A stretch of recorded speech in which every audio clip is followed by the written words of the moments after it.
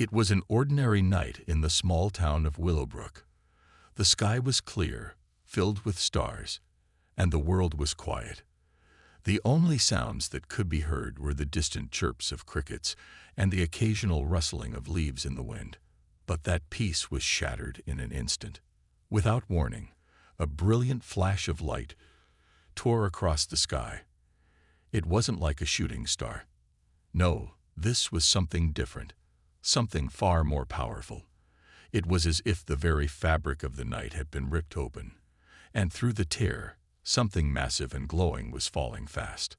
The light blazed brighter and brighter until it looked like the sun itself had crashed into the earth. The ground shook violently, sending windows rattling, dogs barking, and people waking up in confusion. A deafening roar filled the air. And then, as suddenly as it had started, everything went silent. Even Hartley had been standing by his window, looking out at the stars, when the flash of light hit. He couldn't tear his eyes away from it. It was like watching a comet streak across the sky. But this wasn't a comet. It was something far more dangerous. He watched, frozen, as it fell closer and closer, the bright light blinding him for a moment before the crash sent shockwaves through the town. Even was no stranger to strange occurrences. He had always been the curious type, the kind to venture out on his own when everyone else was hiding in their homes. But this was beyond anything he had ever seen. Without a second thought, Evan grabbed his jacket, rushed out of his house, and ran toward the woods. The impact site was somewhere out there. He could already see smoke rising into the sky, the smell of burnt metal thick in the air. As he got closer, his heart began to race. He wasn't sure what he was expecting to find, but he knew one thing. This was not a natural event. When he finally reached the crash site, the scene before him took his breath away. A large metallic object lay in the middle of the clearing. It was sleek and smooth, with strange glowing symbols etched across its surface. It didn't look like anything from Earth. The trees around the crash site had been bent, twisted, and scorched from the force of the impact, leaving a charred mark in the earth. Evan took a hesitant step forward, his eyes scanning the wreckage.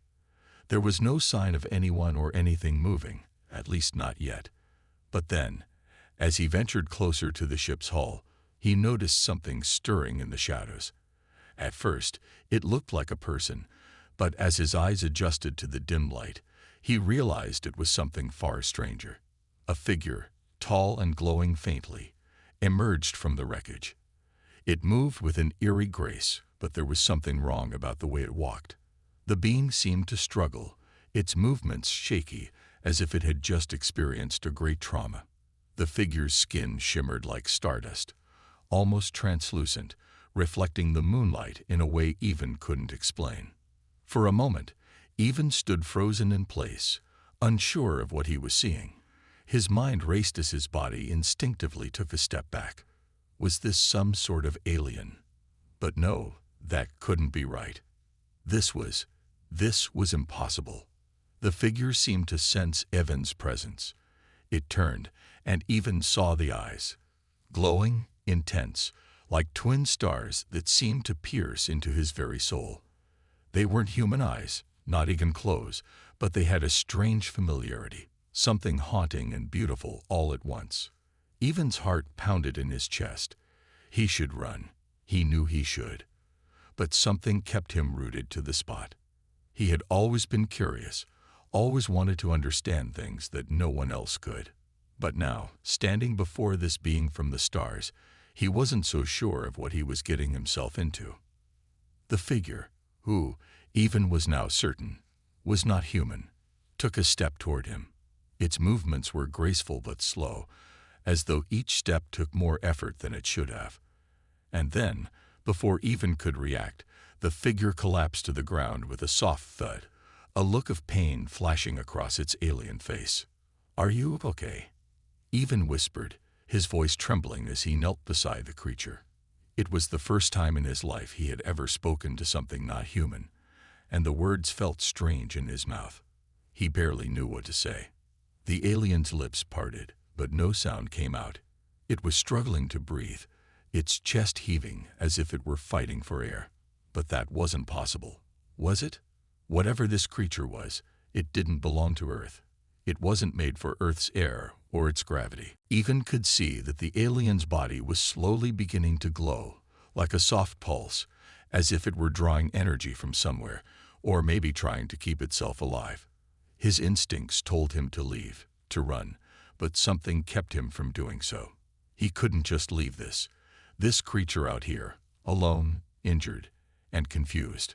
"I won't hurt you," Evan said quietly, though he had no idea whether the alien could even understand him. He gently placed his hand on its shoulder, trying to offer comfort, though he wasn't sure if it could even feel it. The warmth of his touch seemed to cause a reaction. The alien's body shuddered, and then, to Evan's horror, it began to absorb the energy from his body, pulling at his very life force. Evan gasped, feeling a strange pulling sensation. It was as if his strength was being drained away, his energy siphoned into the alien's body. It wasn't painful at first, but soon he began to feel lightheaded, his legs weak as though he might collapse at any moment. The alien's eyes flashed again, this time with an almost desperate intensity. It was feeding on him, drawing on his energy in an attempt to survive. The realization hit Evan like a lightning bolt. This creature wasn't just stranded on Earth. It was using him as its source of power. Fear rushed through him, and instinctively, he tried to pull away. But he found that he couldn't. The alien's grip on him tightened, stronger than he expected for something so frail. It was as if it had no choice, as if it needed his life force to survive.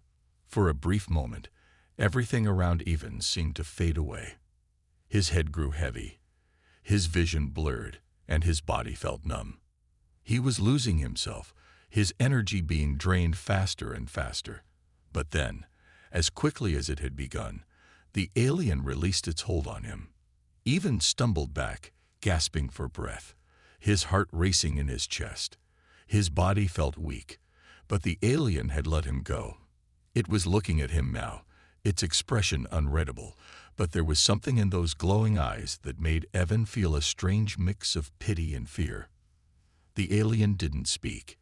It didn't need to. There was a kind of understanding in the silence between them. Whatever this creature was, whatever it had come from, it was not evil. It was simply desperate. And as Evan stared down at the alien, he couldn't help but feel that their fates were somehow tied together now.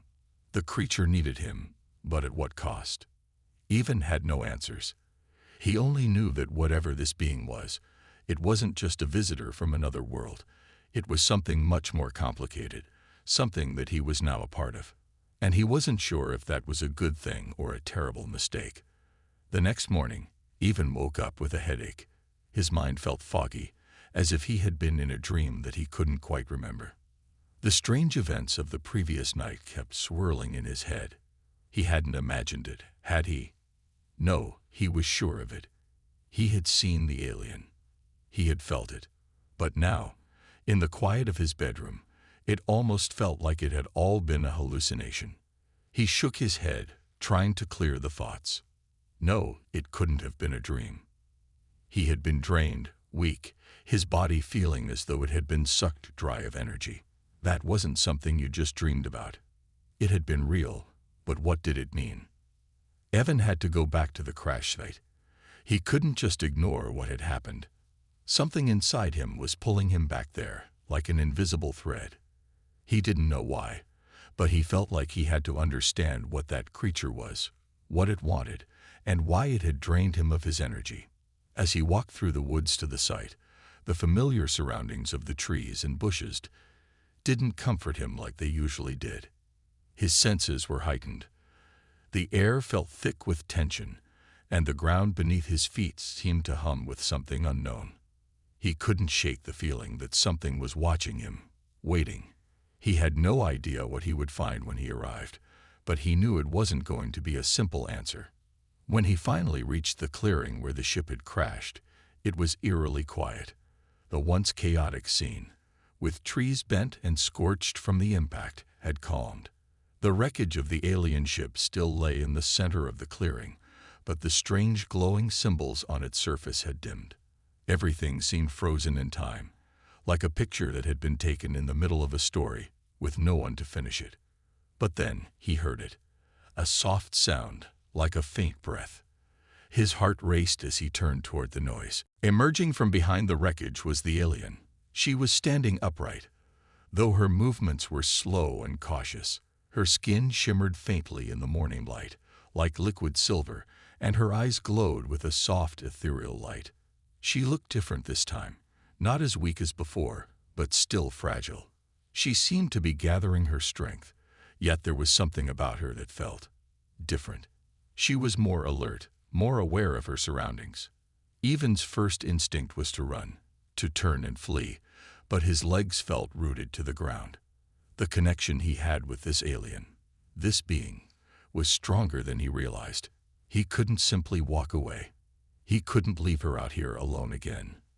The alien turned her head slowly, her glowing eyes locking onto his. Evan felt a shiver run down his spine. He couldn't look away, despite the fear that gripped him. It was like she was searching him, studying him, as if she knew something he didn't. For a long moment, neither of them moved. The silence between them was thick, almost suffocating. Evan didn't know what to do. What was she? Why was she here? And why had she drained his energy the way she had? Are you okay?" Evan asked, his voice breaking the silence. It felt strange asking, as if the words weren't enough to explain what had happened, but he had to say something. The alien's head tilted slightly, as if trying to understand his words. She didn't speak. Instead, she took a step closer to him. Evan didn't move, not out of bravery, but because he felt that same invisible pull again, urging him to stay still. For a moment, he thought she might attack him, that she might drain him again, but instead, the alien reached out a hand. The movement was hesitant, unsure. Evan didn't know what to do. His mind screamed at him to run, but his body remained frozen in place. As the alien's hand drew closer, he saw the faint glow around her fingertips. It wasn't threatening, but it was undeniably powerful. And then, just as quickly as she had reached out, the alien stopped. Her hand hovered in front of him, and she looked at him again, her eyes filled with a mixture of confusion and something deeper, something that almost looked like fear. Evan slowly extended his hand, unsure of what was happening, but feeling a strange sense of calm settle over him. The alien didn't pull away. In fact, she moved closer, her hand coming to rest gently against his. When their skin touched, Evan felt it again. The pull, the connection. But this time, it wasn't draining. It was different. It wasn't painful. It was as if their very energy was merging, creating a bond between them that he couldn't fully understand. The alien's glowing eyes softened, and for the first time since he had encountered her, Evan saw something human in her expression. It was subtle, a flicker of emotion that seemed to pass through her, but it was there. She wasn't just a creature from another world. She was something more. And somehow, he knew that she was more than just a being who needed to feed. The silence stretched on, and Evan's mind raced. He had no idea what to say, how to explain what was happening between them. He had always believed in the possibility of aliens. He had read all the books, watched the documentaries, and studied the stars, but none of it had prepared him for this.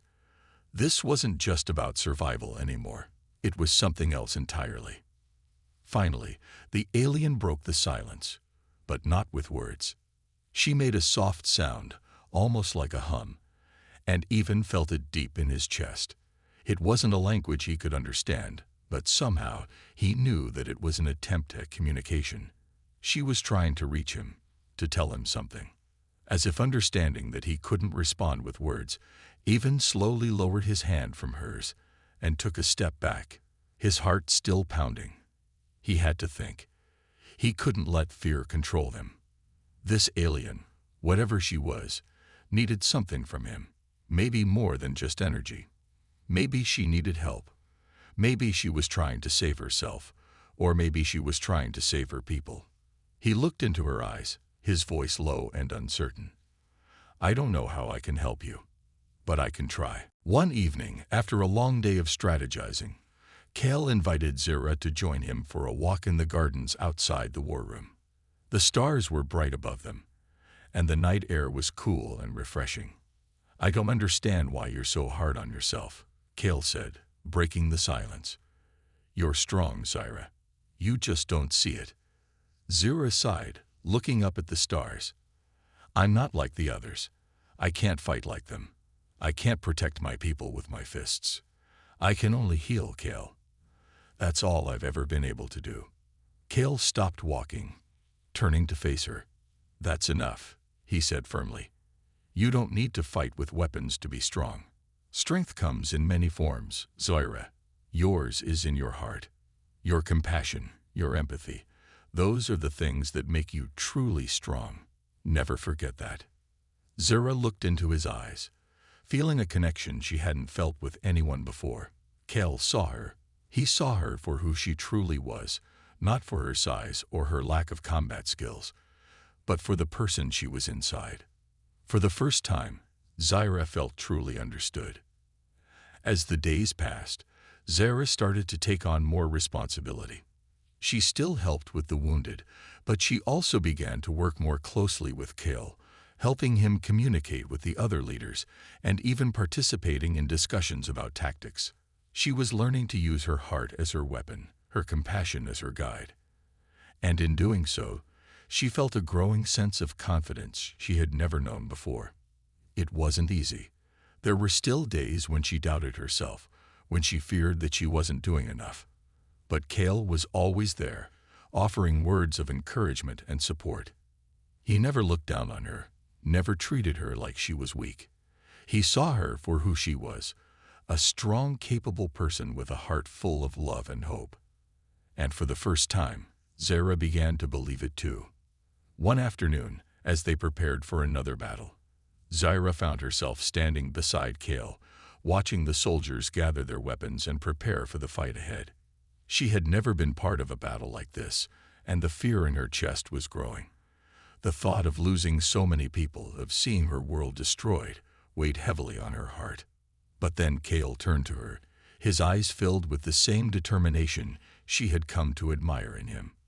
Remember, Zira, he said quietly, you are stronger than you think, and you don't have to fight with a weapon to make a difference. Your heart is your weapon. Zira nodded, her heart swelling with a new sense of purpose. She wasn't alone anymore. She had a role to play, even if it wasn't with a sword or a blaster. She had her heart, and that was enough.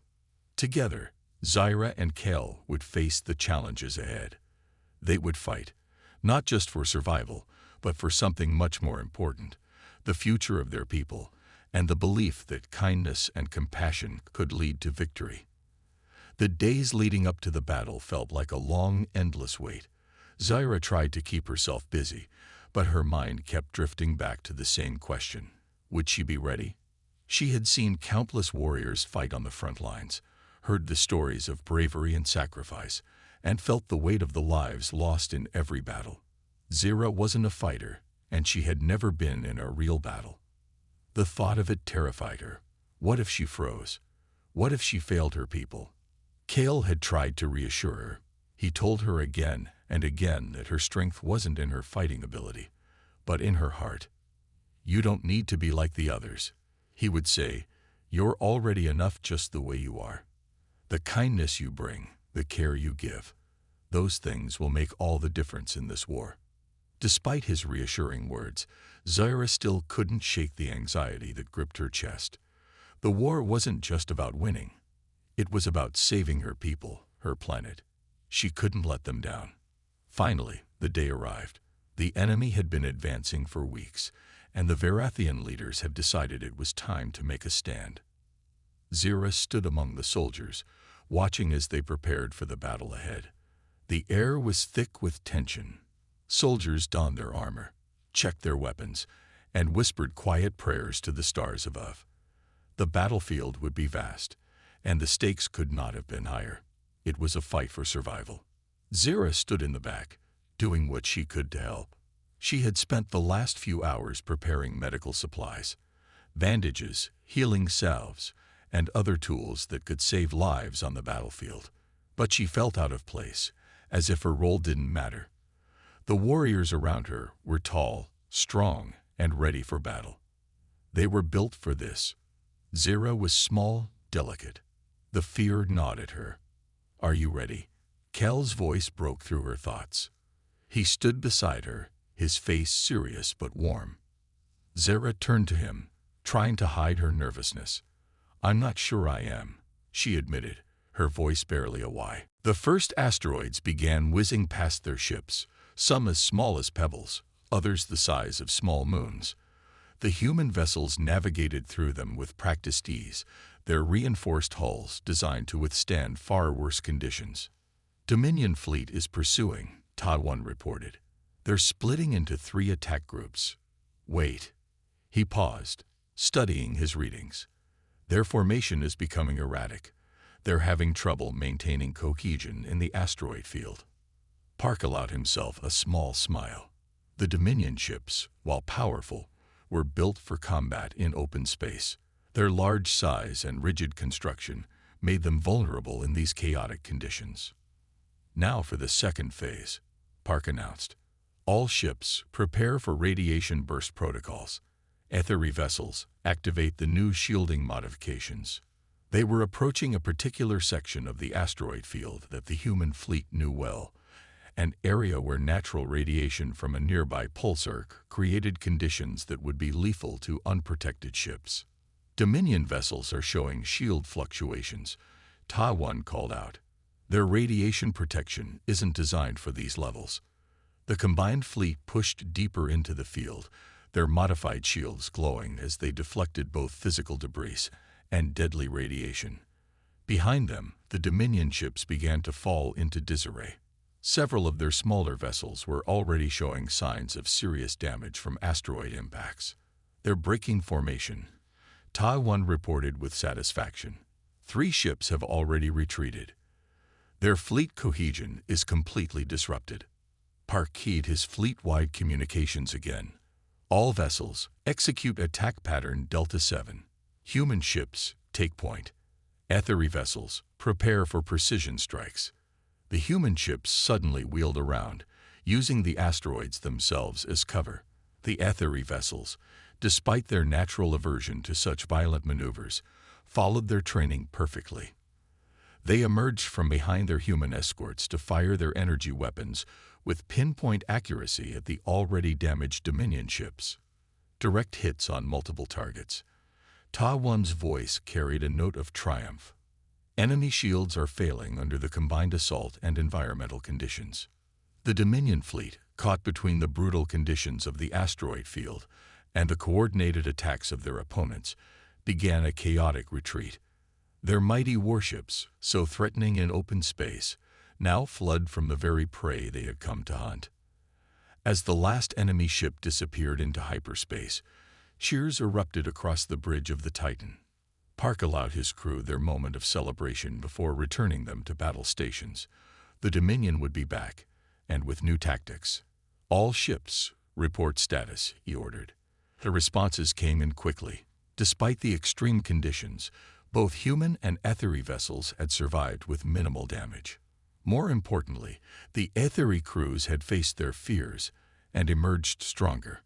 "Commander," came the voice of an Ethery captain, their lights pulsing with what Park had learned to recognize as amazement. "We never imagined we could survive such conditions, let alone fight in them. Your people have taught us well." Park looked out at the combined fleet, now emerging from the asteroid field in perfect formation. "Today was just the beginning," he replied. The Dominion thought they were chasing refugees into human space. Instead, they found themselves facing a force that can turn any environment into a weapon. "Remember this victory. It won't be our last." The engineering bay of Orbital Station 7 buzzed with activity as teams of human and Ethery technicians worked together on their latest modifications. Chief Engineer Sun Micho bent over a complex array of holographic displays, her experienced eyes checking every detail of the new reinforcement designs. Beside her, Nari's bioluminescent form cast shifting patterns of light across the technical readouts. These new inertial dampeners should allow your ships to handle up to 15 Gs of acceleration, Sun Mai explained, pointing to a particular section of the blueprint. We've adapted them from our deep space mining vessels. Nari moved closer to study the designs, his natural fear of sudden movements now noticeably reduced after weeks of working with humans. The integration with our organic hull structure is remarkable, he said, lights pulsing with excitement. I never would have thought such a combination possible. Around them, other engineers were installing the new systems into a docked Aetheri vessel. The ship's beautiful organic curves now bore plates of reinforced armor, seamlessly blended with its living tissue through a combination of human engineering and Aetheri biotechnology. Watch this, Sun Mai said, activating a testing sequence. The new dampening field sprang to life around a section of the ship, its effect visible as a slight distortion in the air. She deliberately dropped a tool nearby, and while the human engineers barely noticed, Nari showed only minimal discomfort at the impact. A month ago, that sound would have been painful for me, Nari observed, his lights shifting to a pattern of amazement. Now it's merely noticeable. Sun Li smiled as she adjusted some calculations. Your species is adapting faster than anyone expected. You're proving that survival instinct isn't unique to humans. The work continued through the station's artificial day cycle. Human welders attached new armor plates, while Aetheri technicians used their natural ability to communicate with their ship's organic systems, ensuring the modifications wouldn't harm the living vessels. It was a dance of two very different approaches to technology, slowly finding harmony. Testing Phase 3, Sun Mai announced, triggering a series of controlled vibrations through the ship's hull. The new dampeners responded instantly, absorbing the shock that would once have been debilitating to its Aetheri crew. Perfect absorption pattern, Nari reported, his appendages moving gracefully across the control interface. The ship's neural network is actually starting to adapt to the new systems, integrating them into its natural functions. A young human engineer approached with fresh data readings. Chief, you should see this, she said, handing Sun Mai a tablet. The organic components are growing around our reinforcements, strengthening them even further. Sun Mai studied the readings with growing excitement. This is better than we hoped. The ships aren't just accepting our modifications, they're improving them. Nari's lights pulsed with pride. Our vessels have always been alive, capable of growth and adaptation. We just never pushed them to adapt to harsh conditions before. We never had to. The engineering team moved to the next phase of modifications, weapon systems. This had been particularly challenging for the peace-loving Aetheri to accept, but recent encounters with the Dominion had convinced them of the necessity. These targeting systems, Sun Mai explained, bringing up new schematics, will work with your natural sensitivity to energy patterns. Instead of fighting against your instincts, we're enhancing them. They watched as Aetheri gunners practiced with the new systems, their natural ability to detect minute energy fluctuations making them incredibly accurate, once they overcame their initial reluctance to cause harm. It's strange, Nari said quietly, observing the training. We spent generations avoiding conflict, seeking perfect harmony. But now we understand. Sometimes maintaining harmony requires the ability to defend it. Sun Li nodded, understanding the profound shift in Aetheri philosophy these changes represented. That's something humanity learned long ago. Peace through strength isn't just about having powerful weapons. It's about being strong enough to protect what matters. A sudden alert caught their attention, a minor power fluctuation in the station's grid. While the human engineers barely noticed, Sun Mai observed with satisfaction that the Aetheri technicians maintained their focus on their work, showing only slight discomfort. Look at them, she said proudly to Nari. 2 months ago, that would have sent everyone into a panic. Now your people are standing firm, adapting, growing stronger. Nari's lights shifted to a deep, thoughtful pattern. "We're becoming something new," he admitted. "Not as physically robust as humans, but no longer as fragile as we were. We're finding our own way to be strong." The day's work continued, each hour bringing new improvements, new adaptations. The combined human-aetheri engineering teams had found a rhythm, each species contributing their unique strengths to create something unprecedented. Ships that were both incredibly tough and amazingly adaptive. As the shift ended, Sunmai and Neri stood before their latest creation, an aetheri vessel that now housed the best of both worlds. Its organic hull was armored but still living, its systems both technological and biological, its crew space both protected and harmonious. "We're ready for the next encounter with the Dominion," Neri said with newfound confidence. "They won't expect what we've become." Sunmai smiled, checking one final readout before ending her shift. "That's the beauty of adaptation," she replied. "It's not about becoming something else. It's about becoming a better version of what you already are." Deep in the Kuiper Belt, the combined human-aetheri fleet waited in formation.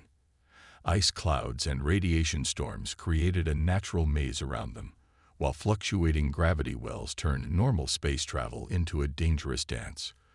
Commander Park stood on the Titan's bridge, watching the tactical display as red dots appeared, marking the arrival of the Dominion's warships. "They've taken the bait," Ta-1 announced from his security station. 67 Dominion vessels detected, almost their entire regional fleet. The enemy ships emerged from hyperspace in attack formation, their black hulls bristling with weapons. They were twice the size of the combined fleet, but Park had chosen this battlefield for a reason. Here, amid the chaos of the outer solar system, raw power meant less than skill and adaptability. "All ships, battle stations," Park ordered, his voice calm and steady. "Aetheri vessels, maintain your positions. Human fleet, prepare for scatter protocol." Through the viewscreen, he could see the modified aetheri ships holding formation. Their once delicate hulls now bore armor that blended seamlessly with their organic structure, while their crews had trained for weeks to handle the harsh conditions they once feared. The Dominion fleet advanced, their formation tight and disciplined. A transmission cut through the static. "Surrender the refugees, and your ships will be spared. Resist, and we will destroy you all." Park didn't bother responding. Instead, he gave the order they'd all been waiting for: execute Battle Plan Avalanche. The human ships suddenly burst into action, diving straight into the thickest radiation clouds. The aetheri vessels followed in perfect coordination, their new shielding systems handling conditions that would have killed their crews just months ago. "Dominion fleet is responding," Ta-1 reported. "They're splitting up to pursue. Their targeting systems are struggling with the radiation interference." Park watched as the battle unfolded according to plan. The human ships acted as lightning rods, drawing enemy fire while using the hazardous conditions as cover. Meanwhile, the aetheri vessels demonstrated their incredible precision, their natural sensitivity to energy patterns allowing them to target weak points in the Dominion ship shields. "Multiple hits confirmed," came the report from an aetheri captain, their voice steady despite the chaos. "Enemy vessels showing shield damage in sectors 7 and 12. A massive gravitational wave suddenly rolled through the battlefield, sending debris spinning in unpredictable patterns. The human ships rode it out, their crews long accustomed to such conditions. The aetheri vessels, though stressed, maintained their positions, but several Dominion ships, caught off guard, collided with ice fragments the size of buildings. "They're trying to regroup," Ta-1 announced, "forming a defensive sphere." Park nodded. It was exactly what he'd expected. "All ships, execute Phase 2. Time to show them what we've learned from each other." The combined fleet moved with practiced precision. Human vessels charged straight through radiation storms that would have melted lesser ships, emerging at point-blank range to deliver devastating broadsides.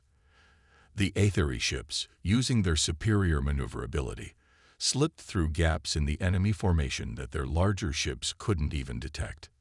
"Sir," Todd One's voice carried a note of triumph. Their command shift shields are fluctuating. The radiation is interfering with their power distribution. Park keyed his fleet-wide comm. All ships, concentrate fire on their flagship. Show them what happens when you corner someone on their home ground. The next few minutes were chaos as every ship in the combined fleet executed their attack runs. Human vessels deliberately drew enemy fire, their tough hulls absorbing punishment that would have destroyed the Aetheri ships of just a few months ago. The Aetheri, in turn, demonstrated their incredible accuracy, hitting critical systems with surgical precision. The Dominion flagship's shields finally collapsed under the assault. As secondary explosions rippled along its hull, the enemy fleet's coordination began to break down. "They're losing cohesion," Taiwan reported. Multiple ships attempting emergency jumps, 3 destroyed by gravitational shear. Others are starting to retreat. Park watched as the mighty Dominion fleet, which had seemed unstoppable to the Aetheri just months ago, began a chaotic withdrawal. Ships disappeared into hyperspace one by one, leaving their damaged companions behind. "Sir," called out his communications officer, "we're receiving surrender signals from the damaged enemy vessels." The bridge crew maintained their battle focus, but Park could sense their pride. This wasn't just a victory. It was proof that the partnership between humans and Aetheri had created something greater than either species alone. "All ships, stand down to condition yellow," he ordered. "Begin recovery operations for surrendered vessels. And well done, everyone. Today we proved that adaptation beats raw power every time." As the adrenaline of battle faded, damage reports began coming in. While several ships had taken hits, the combined fleet had survived largely intact, a testament to both human engineering and Aetheri precision. "Commander," came the voice of an Aetheri captain, their lights pulsing with what Park had learned to recognize as fierce pride. "We did it. We actually did it. We fought in conditions that would have killed us a few months ago." Park smiled, watching as human and Aetheri ships worked together to secure their victory. "No," he replied, "you did more than that. You proved that strength comes in many forms. The Dominion never understood that, and that's why they lost." Around them, the Kuiper Belt continued its chaotic dance of ice and radiation, but now it was their ally rather than their enemy.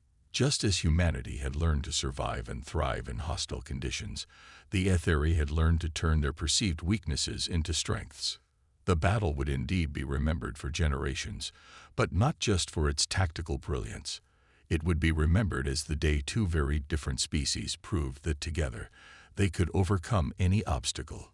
Earth's newest orbital station, Unity Point, hung against the backdrop of stars like a shining beacon of hope. From its observation deck, Ambassador Jai-yun Lee watched the ongoing training exercises with quiet satisfaction. Beside her, Maru's bioluminescent form cast gentle patterns on the reinforced windows as human and Aetheri vessels moved through complex maneuvers together. A year had passed since their victory over the Dominion fleet in the Kuiper Belt. In that time, both species had continued to grow and learn from each other.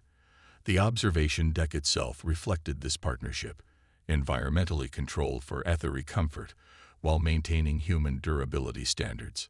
"Look at them," Maru said, his lights pulsing with pride as a group of young Aetheri pilots skillfully guided a human-designed shuttle through a series of challenging exercises. "A year ago, most of my people couldn't even handle being in one of your vessels. Now they're flying them through combat maneuvers." Jai-yun nodded, remembering how far they'd come. "And your organic technology has revolutionized our ship designs. The new hybrid vessels are more efficient than anything either of our species created alone."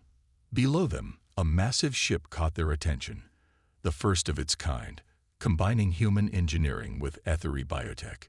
Its hull gleamed with both metallic armor and living tissue, a perfect symbol of their alliance.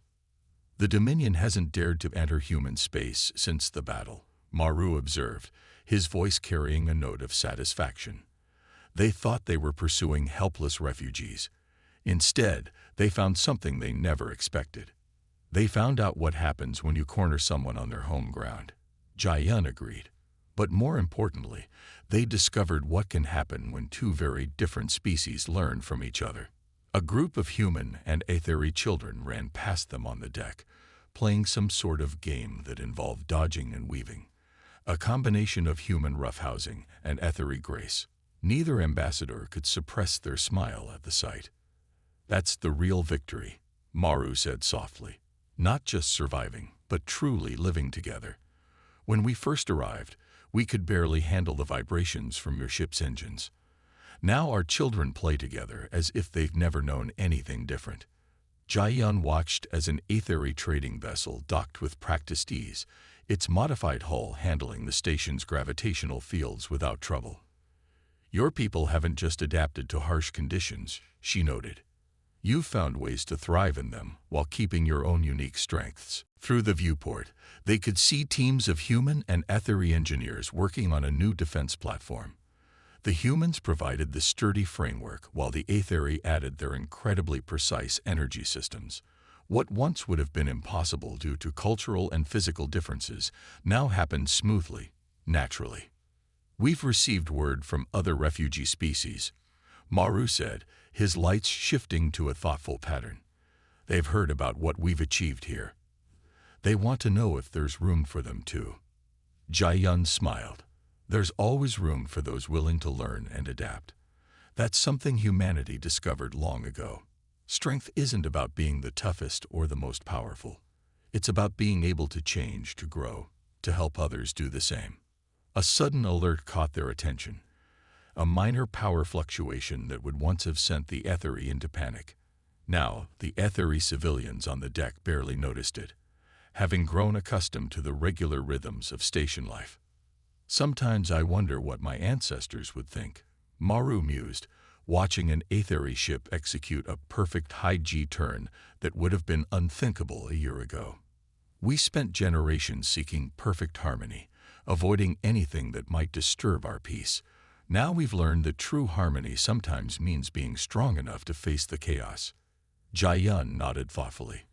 "And we've learned that strength isn't just about being tough. Your people have taught us the value of precision, of working with our environment, rather than just fighting against it." The training exercises continued below them, each maneuver demonstrating the perfect blend of human resilience and aetheri grace.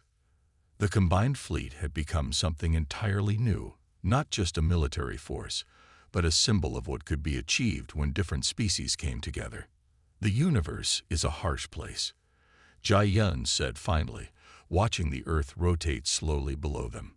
"But that's precisely why we need each other. Alone, we can survive. Together, we can thrive."